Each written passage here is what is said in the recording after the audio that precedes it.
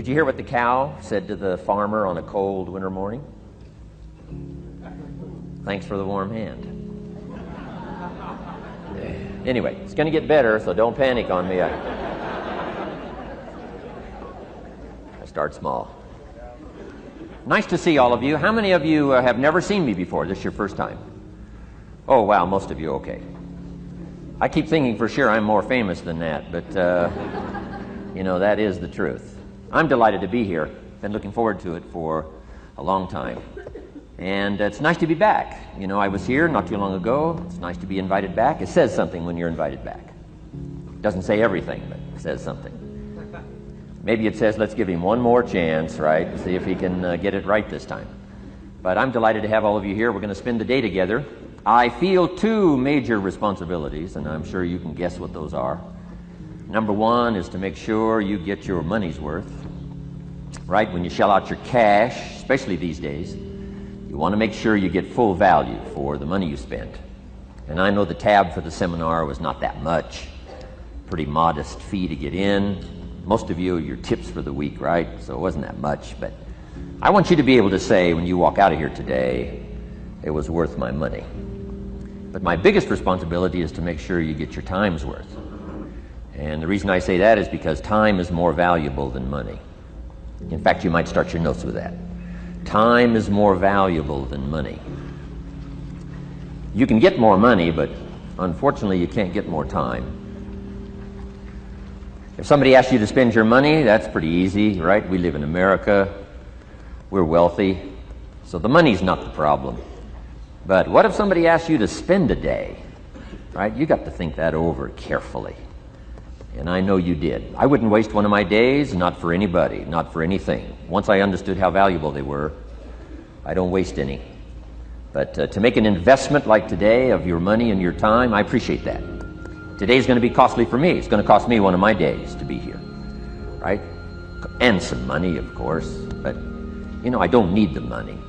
I take the money, but I don't need the money. But guess what I do need? The time. So I'm here not to just joke with you. I'm here not to just tell some funny stories and give a performance and walk away. I'm here to give you some value, and I want to make it worth your time. I'm going to invest a day. You're going to invest a day. Let's get the most out of it and see what we can walk away with today. Anyway, for you that have not seen me before, just very briefly, let me just tell you my story. I grew up in Idaho, farm country, southwest corner of Idaho. In fact, my father still lives on the old homestead where I grew up. He'll be 89 his next birthday, still hasn't retired. I'm proud of my dad. He's never been ill. He's really something. I'm trying to get him to retire this year, 88. I'm telling my father, what a good year to retire when you're 88. And he says, hey, talk to me in 10 years, right? I might be ready. But anyway, I went to high school. I graduated. I went to college 1 year. Halfway through my second year of college, I decided I was smart enough, so I quit. One of my major mistakes. I should have stayed in school. But I thought, heck, you know, I'm smart enough to get a job. That's what life's all about, right? Get a job, pay your bills, work hard, stay out of trouble, keep your fingers crossed, hope for the best. And I figured I was at least prepared to do that. So I quit college and went to work. A little while later, got married, got my little family going, and I'm out there doing what I thought was the best I could. But about age 25, I'm starting to struggle. I've purchased a little more than I can conveniently pay for on time, and the creditors are starting to call saying, hey, you told us the check was in the mail. What's the deal? And I'm getting embarrassed by that. I'm also embarrassed, big mouth me, with all the fancy promises I made to get married. I'm way behind on those promises, and I'm getting discouraged, wondering what to do. And I thought, well, maybe I should go back to school, right? 1 year of college, pretty short on an application. But, you know, tough to go back to school, right? Especially when you got your family going. Time to stay is when you're there.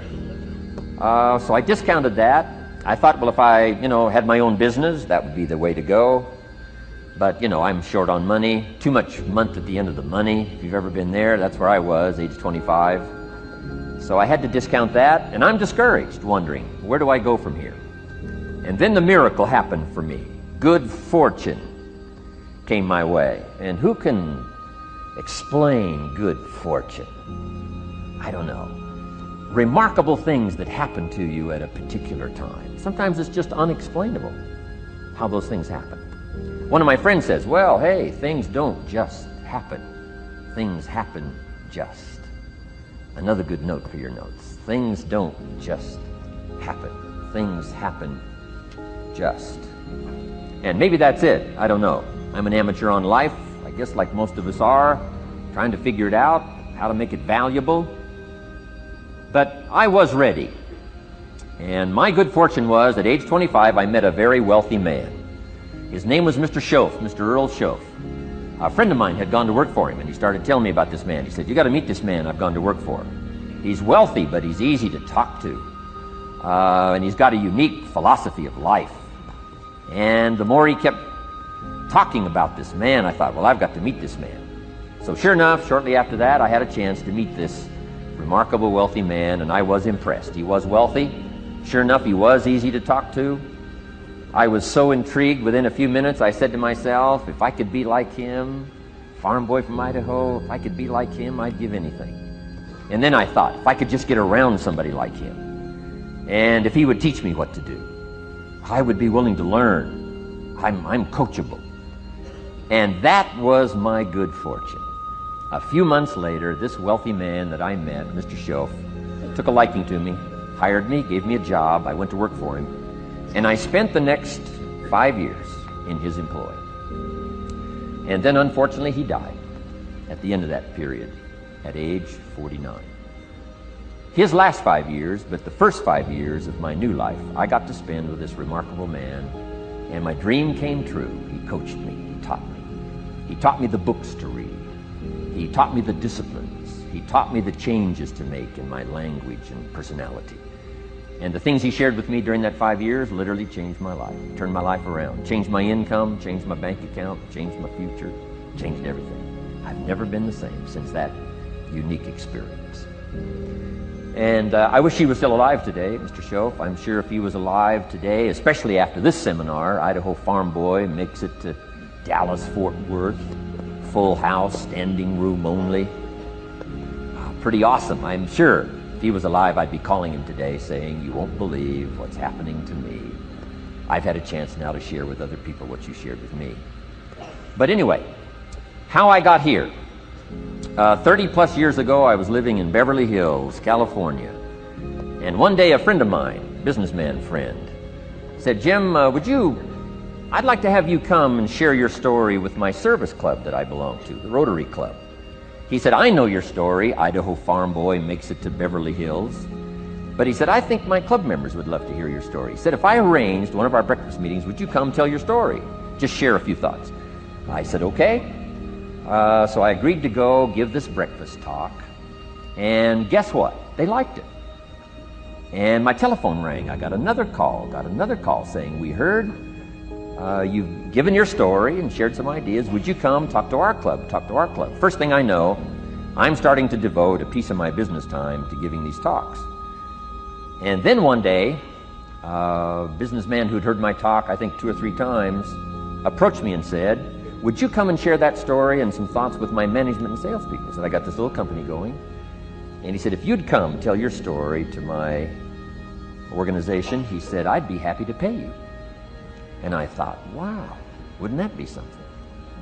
So I agreed to go do it, and I got paid. Little did I know, another fortune was waiting for me to translate my ideas into talks and speeches and seminars.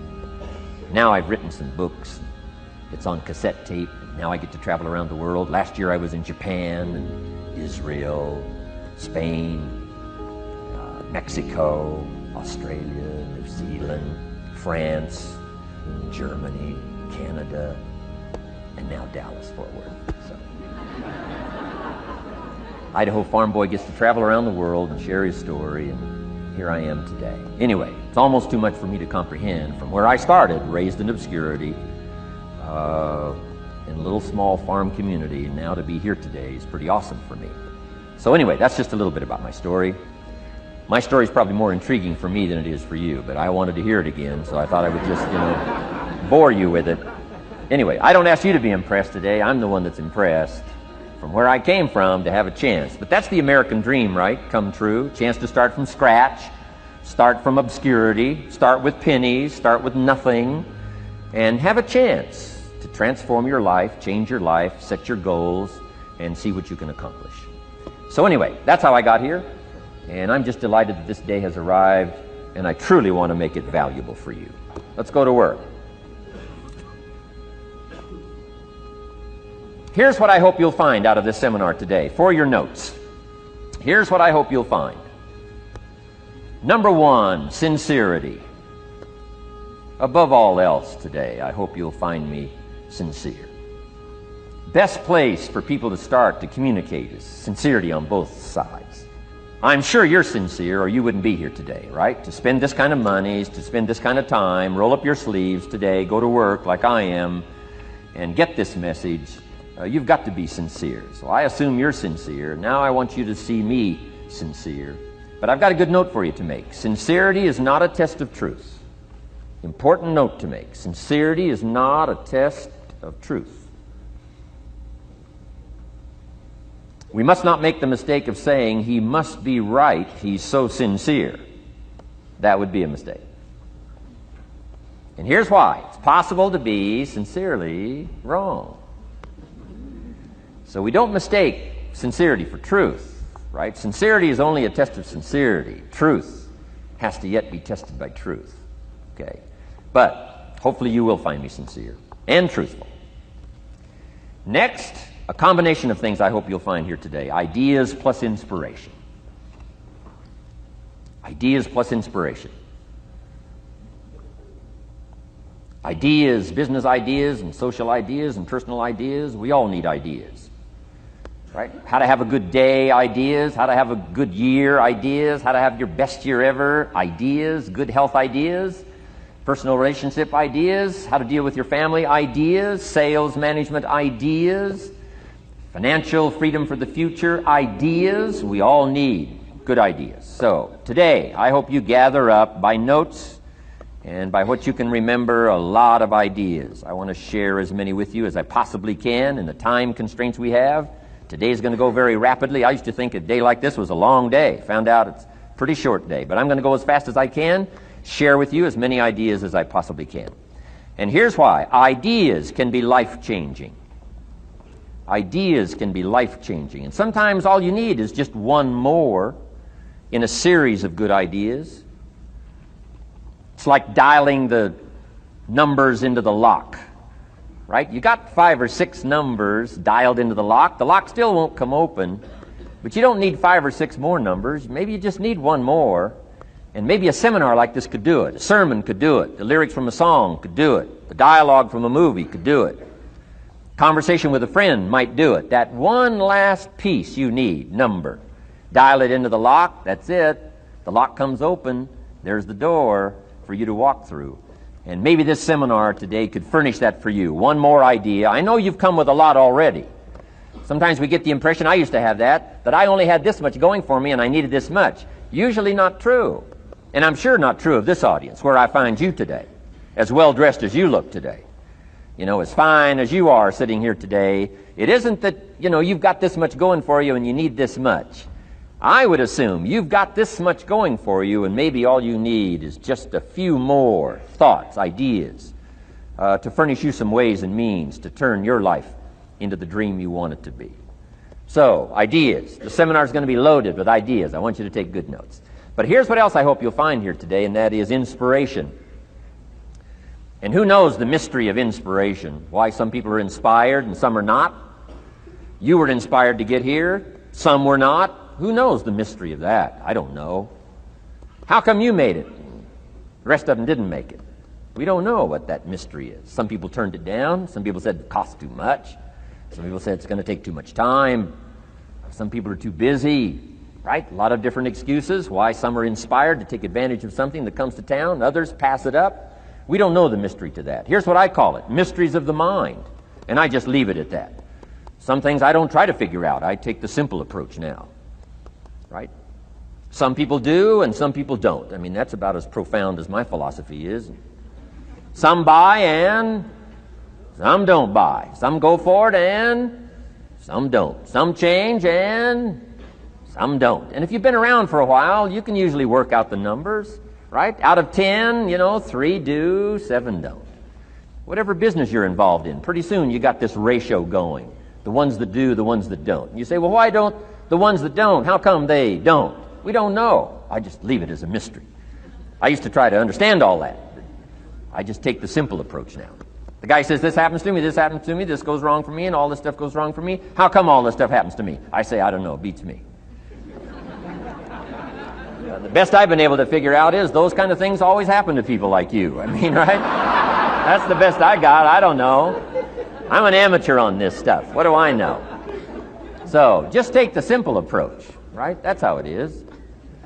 Who knows? Interesting story says the day the Christian church was started. Now, I'm an amateur on the Bible, but best account I can remember, the day the Christian church was started, a magnificent sermon was preached. Great presentation. And if you're a student at all of good communication, it was one of the classic presentations of all times. The sermon, the first day the Christian church was started. And it said this sermon, this presentation was given to a multitude, meaning a lot of people. But it was interesting, as the account gives us, the record, it says, when the sermon was finished, there was a variety of reaction to the same sermon. Isn't that fascinating? I find it fascinating. It said some that heard this presentation were perplexed. And I read the presentation, sounded pretty straightforward to me. Said, why would somebody be perplexed with a good, sincere, straightforward presentation? Best answer I've got. They are the perplexed. I mean, what other explanation is there? It doesn't matter who's preaching. Right? It said some that heard this presentation mocked and laughed, made fun of the presentation. I thought, hey, this looks pretty sincere to me. If you give a sincere, honest presentation, why would somebody mock and laugh? Easy explanation. They are the mockers and the laughers. What else would you expect them to do? Right? I used to try to straighten all that out. Say, well, they shouldn't do that. I don't do that anymore. I've got peace of mind now. I can sleep like a baby, not try to straighten all this stuff out. I used to be so naive. I used to say, well, liars shouldn't lie. See, how naive can you be? Of course they're supposed to lie. That's why we call them liars. They lie. They lie. So I don't straighten this stuff out anymore. Anyway, it said some that heard this magnificent presentation didn't know what was going on. And they're usually easy to spot. They're usually saying, what's going on, right? I mean, they don't know what's going on. But interesting, right? A variety of reaction to the same sincere, honest presentation. Now, it also says, in wrapping it up, some that heard the presentation believed. And I think that's who the speaker was looking for, the believers. Interesting. Now, it said the number of believers was about 3,000. So, a pretty good first day. 3,000. I've had some first days, but I never had 3,000. But anyway, 3,000 were believers. And that's the speaker was looking for the believers out of this multitude. And that's about as close as we can come to understanding the mystery. Some believe, and some mock, and some laugh, and some are perplexed, and some don't know what's going on. And you just have to leave it that way. Why? Because that's the way it's going to be. The way to be brilliant is to find out how it's going to be and then say, here's how it should be. I mean, that's how you become brilliant. So, anyway, who knows the mystery? I call it mysteries of the mind. We don't understand. But I don't try to change it anymore. On this particular story, as far as we know, they didn't have classes after the presentation to try to de-perplex the perplexed. I mean, as far as we know, they left them perplexed. They left the mockers mocking. They let the laughers laugh. I mean, they didn't come back and try to straighten all this out. You say, well, how can you build a church? Well, make another presentation, and you'll get some believers and some mockers and some laughers and some who don't know what's going on. So that's about the best we can do. So, but I'm glad I've got the believers here today. You believed enough to shell out your cash and part with your time and some of your effort and energy, and I appreciate that. So, hopefully you'll find some inspiration here today. All right? To get the most out of today, a couple more notes. Number one, be thankful. That's a good way to capture the most of a day like this. Be thankful for what you already have. That shouldn't be any problem in America, being thankful. Everything we need is available in America. Everybody wants to come here, right? The last time I was here, that little presentation I gave, everybody wants to come here, America. People haven't plotted and schemed the last 40 years saying if I could just get to Poland, everything would be okay. No, everybody wants to come to America. Why? Everything's available here. All the books you need, all the sermons you need, all the churches you need, all the schools you need, all the instruction you need, all the inspiration you need, all the capital you need, all the markets you need, all the challenge you need, all the information you need, all the seminars you need. Everything's available here. This is America. So number one, let's be thankful for what we already have. Thanksgiving does this. Opens up the doors, opens up the windows, opens up the channels. Thanksgiving for what you already have. I did a seminar one weekend up at the ranch, up at Clear Lake. Got a lodge up there. Nice setting, high valley, high serenity ranch. For the weekend, Friday evening, Saturday, Sunday. People drove in from around California. I got there late Friday afternoon. Everybody had pretty well already gotten there. I couldn't believe the parking lot. Continentals and Eldorados and Mercedes and Cadillacs and unbelievable. Ferrari, one Rolls Royce, unbelievable. I walked in, good-looking crowd about like this, sitting there ready for the weekend seminar. My opening remarks were, ladies and gentlemen, I think the rest of the world would find it strange that we have all come here this weekend to try to figure out how to do better. I think the rest of the world would say, I don't understand. Guy in his Rolls Royce, and I got to get to the seminar, find out how to get another one of these Rolls Royces. Unbelievable. Anyway, let's be thankful. Here's what locks up the doors and the channels to receive more: cynicism. That locks you away. That prevents you from learning more. Being a cynic about the past and the future, a cynic about the marketplace, cynical about the people, cynical about the institutions, cynical about the setup, cynical about yourself, cynical about your chances. See, that locks away all the chance for stuff to flow your way. So, good advice, I think, today. Start off, be thankful. Here's number two, listen well. And that's going to be a challenge today. I understand that. Seems like most of, our life is still going on outside these four walls, right? Most of our life seems like it's all, continuing out there. Family and business and associates and market and economy and whatever else is happening in the midst of your life. And to sort of, pull your attention from what's going on out there and put it in here for just a few hours, I know is a challenge. But do the best you can, listen well. And here's the last one, take good notes. Be a good student today. Take some good notes. I've not come to entertain you. As you can tell by my opening joke, right? I would not make it in Las Vegas. So we don't have a dog and pony show today, no entertainment.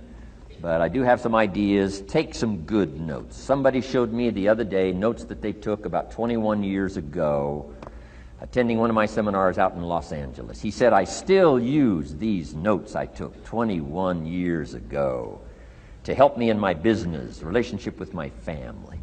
So I'd like to have these notes that you take today become that valuable for you. Then it would be worth me making the investment to come and spend a portion of my life, my time, my energy here. And I want this investment I'm making here today to pay off. And one of the ways it can pay off for me is for you to take good notes and then go away and use whatever makes sense. Because what I feast on coming back around is the stories out of this audience today. Sure enough, 6 weeks from now, 6 months from now, 6 years from now, somebody's going to, by phone, by letter, by personal contact, walk up to me and say, the things you shared that day got me thinking. And I started making some changes, and let me tell you what's happened to my business. Let me tell you what's happened to my sales career. Let me tell you what's happened to my relationship with my family. See, that'll make it worth it for me. Not the money, the return. Something you can't buy with money. If somebody says, thank you for touching my life and taking the time to make the investment. And that's what I'm all about. So if you'll become a good student today. And here's the last note. Don't be a follower, be a student. You'll be happy to know today we haven't come seeking disciples. We've got no movement for you to join. I'm just here to share some of my experiences, good ideas best I can. But I think that's good advice. Don't be a follower, be a student, right?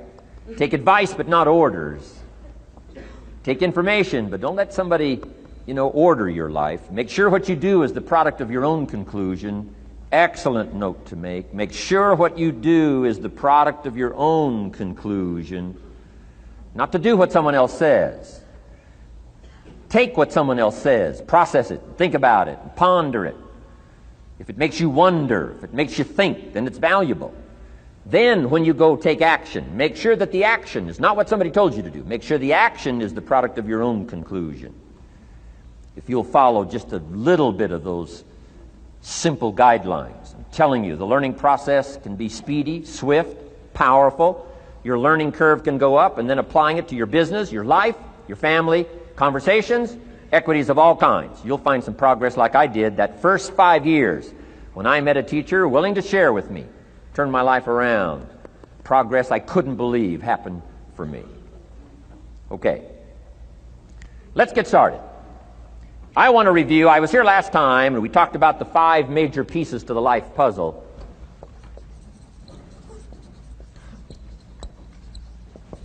And I just want to review those because it lays such a good foundation for all the rest that I want to share with you today. We got a lot of subjects to cover, so we're going to go rather swiftly, okay? Put on your mental track shoes here and run with me today, because I'm going to deal mostly in concepts. Expect you to, fill in a lot of the details, because I've got a lot to share. I want to get through it all. But let's lay this foundation again of the 5 major pieces. Happens to be the title of my latest book, but I think it is so valuable in laying a foundation. It's some of the things I learned between ages 25 and 30.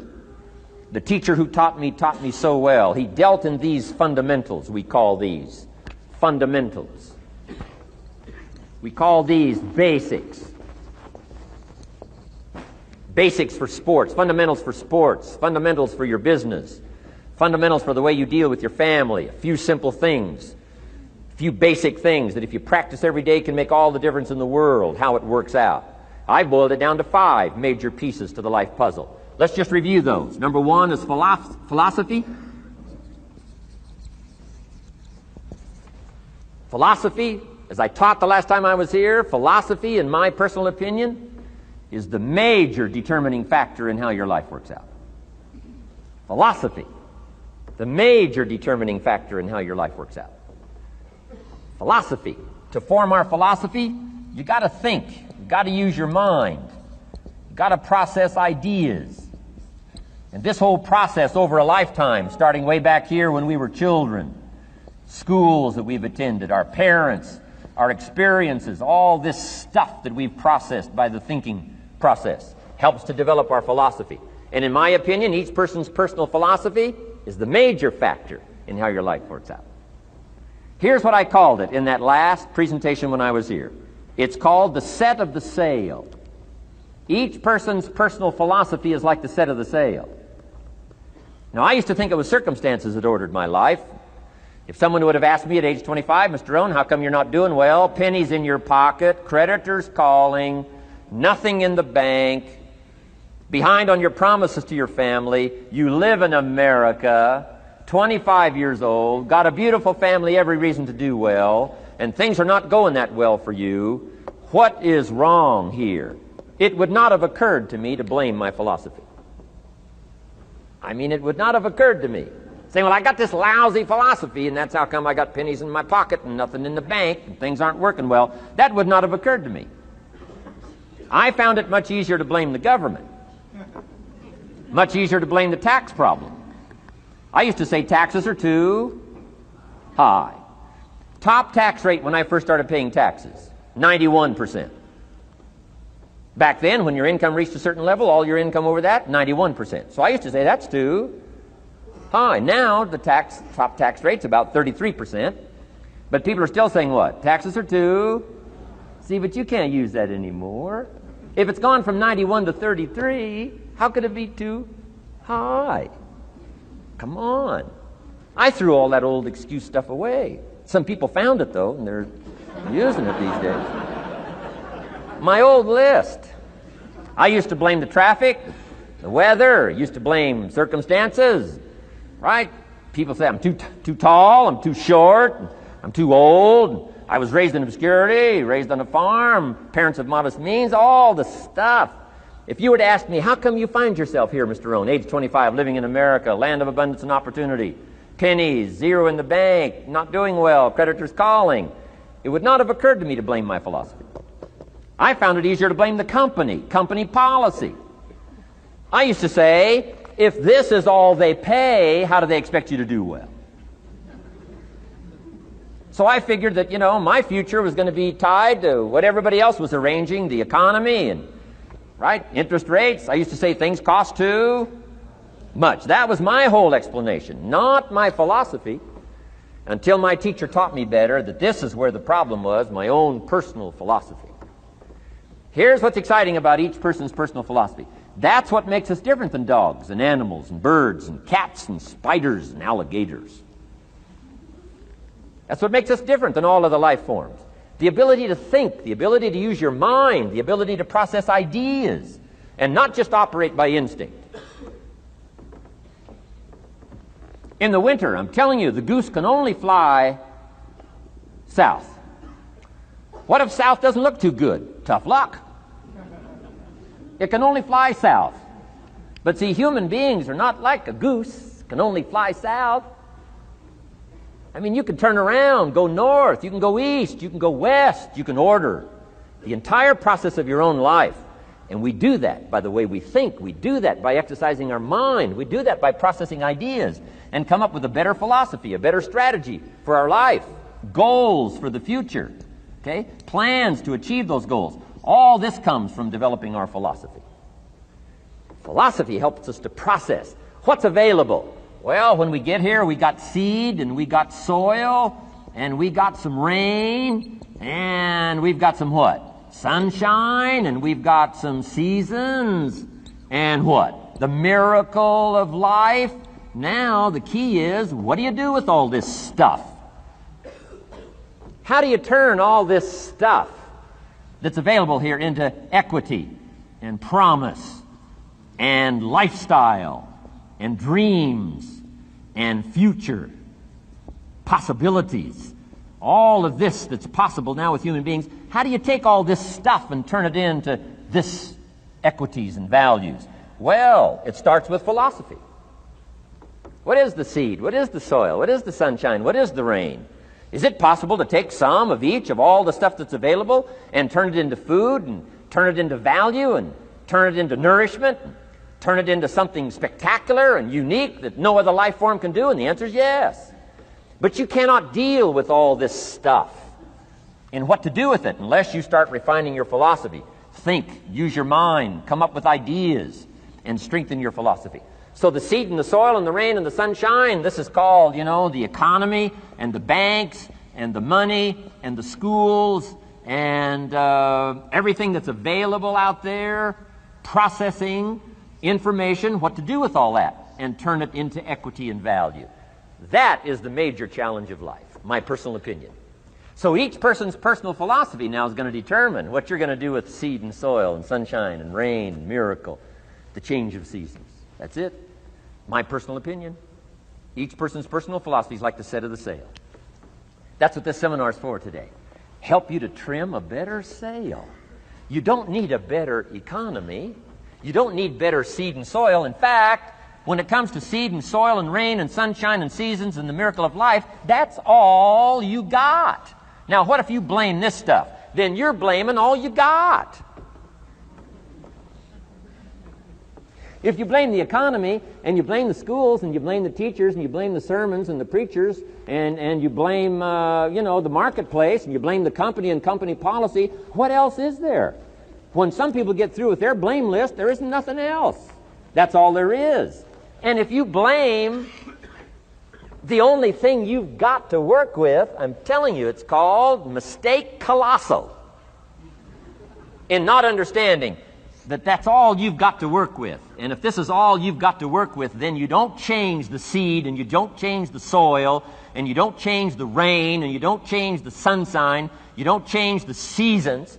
Right? Guy says, I'll take 3 springs, 4 summers, 9 falls, no winters. No! You can't fool with this stuff. You got to take it like it comes. Then what do you change to make your life work well? You got to start with your philosophy. Guess what I had to do at age 25 in order to change my own future? I had to change my mind. I had to change my thinking. I had to change my philosophy. I was messed up on what was causing my problem. And once I got that straightened out, that all the stuff I blamed, the government and taxes and the marketplace and the economy and things cost too much, negative relatives, cynical neighbors, once I got rid of that and started going for where the real problem was, which was me, I'm telling you, my life exploded into change. My bank account changed immediately. My income changed immediately. My whole life took on a whole new look and color immediately. And the early results I got from making these philosophical changes tasted so good, I've never stopped the process from that day until this. And I'm telling you, with a little consideration of the refinement of your sail, by setting a better sail, refining your philosophy, your whole life can start to change from today on. You don't have to wait till tomorrow. You don't have to wait till next month. You don't have to wait till spring. You don't have to wait till 93. You can start this whole process immediately. I recommend it. Now, some people do so little thinking, they don't even have their sail up. I mean, you can imagine where they're going to wind up at the end of this week, at the end of this month, at the end of this year. Now's the chance to change, process all this information. So number one is philosophy. Okay. And we dealt with all that, where we get ideas from personal experience, from other people's experiences. I don't want to get into all those details because we covered that the last time I was here. But philosophy, that's number one, my personal opinion. Each person's personal philosophy. Here's the definition of success and failure. Just make this note. Here's failure. A few errors in judgment, repeated every day.